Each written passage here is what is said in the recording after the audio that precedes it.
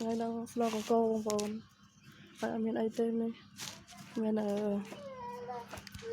trap canalสไตล์គូអីហ្នឹងបងប្អូនហើយលហុង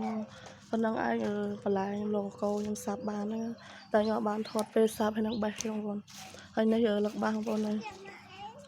លឹកបាសនេះលឹកងប់បងប្អូនហើយនេះបន្លែផ្អែមបងប្អូនហើយបេះបានប៉ុណ្ណឹងទៅបន្លែផ្អែមមក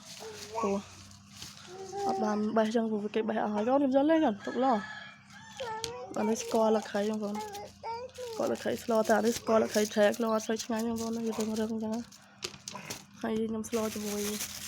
សាច់ជ្រូកបងប្អូនអត់បានដាក់ត្រីទេដាក់សាច់ជ្រូកទេខ្ញុំមកដាក់ត្រីទេដាក់សាច់ជ្រូកប៉ុណ្ណឹងទេបងប្អូនជឿដាក់ត្រីយើងច្រាមសាច់ជ្រូកដាក់ចឹងណាបងប្អូនណាប៉ុណ្ណឹងទៅរួចហើយអានេះល្មៀតបងប្អូននេះបន្លែកកូរនេះលឹកងប់ប៉ុណ្ណឹងទៅរួចហើយបងប្អូន